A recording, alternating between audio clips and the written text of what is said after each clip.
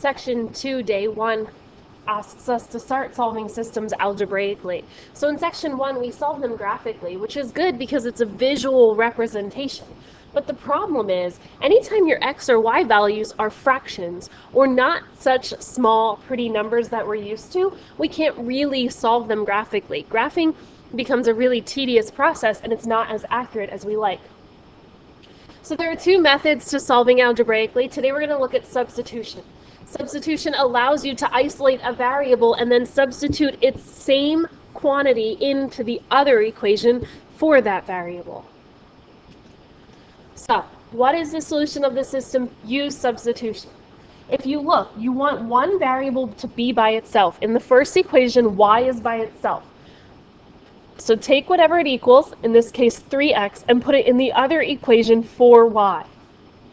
So that second equation, I'm going to rewrite it, but instead of y, I'm going to put the 3x that it equaled in the first equation. And then finish solving. X plus 3x is 4x equals negative 32.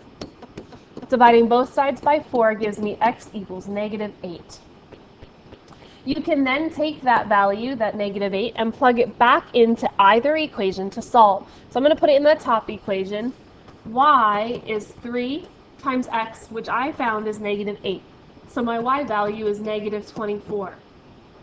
This problem doesn't say, but sometimes it'll ask you to write it as an ordered pair. As an ordered pair, my answer is negative 8, negative 24.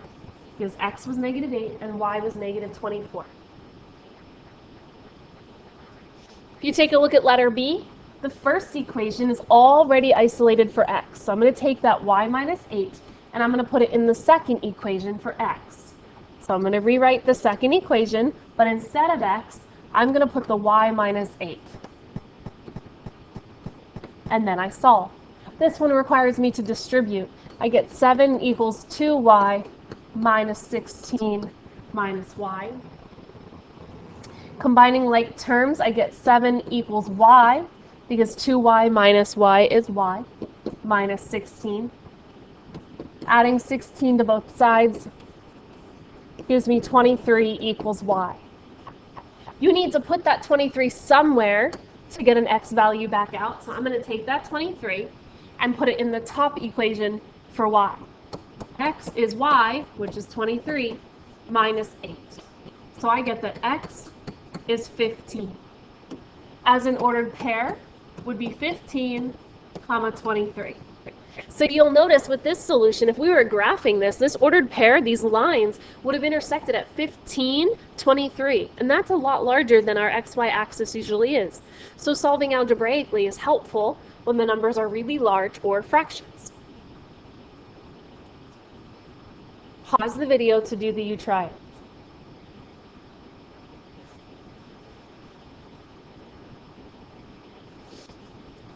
So in these questions, you have to rearrange something in order to substitute.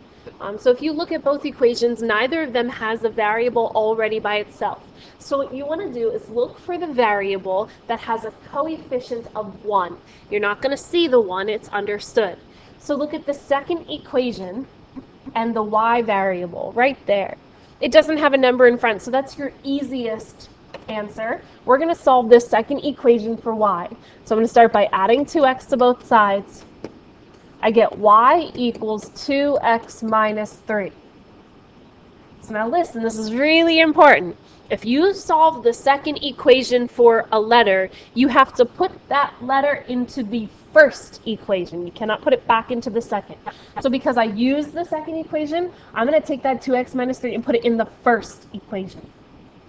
The first equation is 3 and then y, but instead of y, I'm going to put the 2x minus 3 that we found. And then finish the equation. Plus 4x equals 14.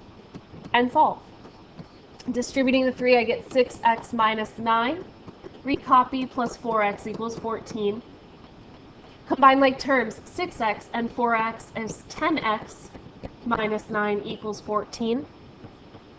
Add 9 to both sides. I get 10x equals 23, and divide by 10, I get a really gross 23 over 10 for x. You need to put that x value somewhere to get a y value back out. And you already solved an equation for y. It happened to be the one I highlighted. Y equals 2 times x, which we know is 23 over 10, minus 3. So I get y equals 23 over 5 minus 3. And then just use the calculator, you get y equals 8 over 5. So my solution as an ordered pair is 23 over 10, 8 over 5. In the last example that we did together, the solution was so large we wouldn't have wanted to graph it.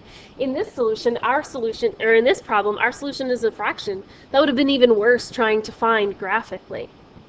So sometimes solving algebraically is more beneficial for us. Letter F, what is the solution to the system? Rearrange, use substitution. Again, look for an equation that has a variable that's kind of already by itself.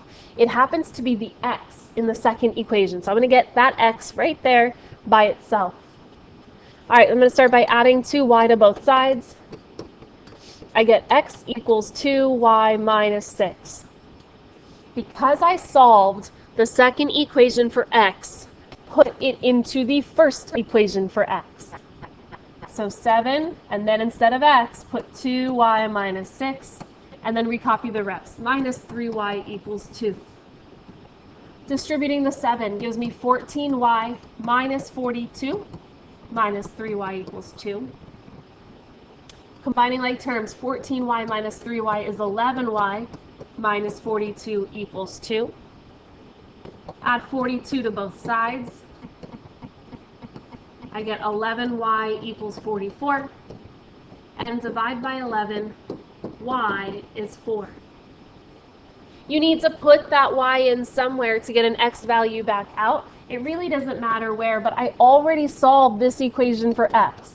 So instead of y, I'm going to put the 4 that we have. And 4 times 2 is 8. 8 minus 6 is 2. As an ordered pair, this independent, consistent system would have a solution of 2/4. Independent because it has one solution. Pause the video to do the you try it.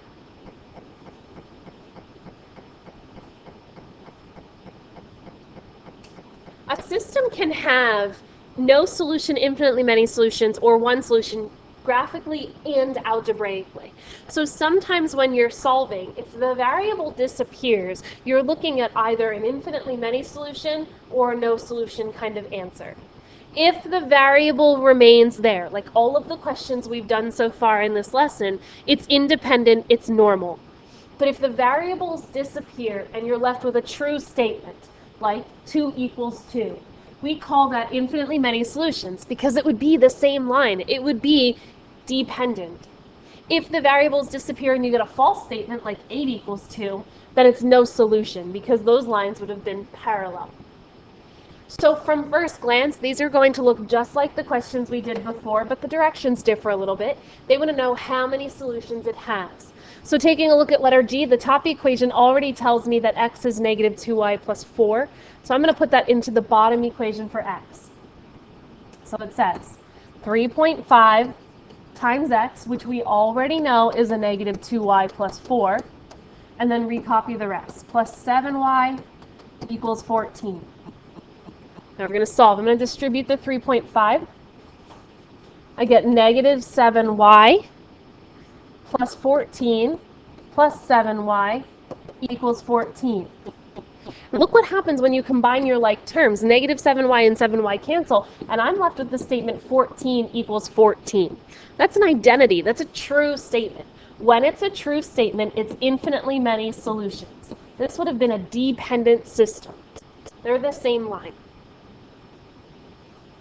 Take a look at letter G. Letter H also has this one already solved for me. So I'm going to take a second and put it into the second equation. The second equation says y, but instead of y, I'm going to put the 3x minus 11 we found, and then recopy the rest. Minus 3x equals negative 13. Combining like terms, 3x minus 3x cancels, and I'm left with negative 11 equals negative 13. And that is a very false statement. Negative 11 does not equal negative 13. This is a no solution. Had I graphed these, those two equations would have been parallel. Pause the video to do the you try.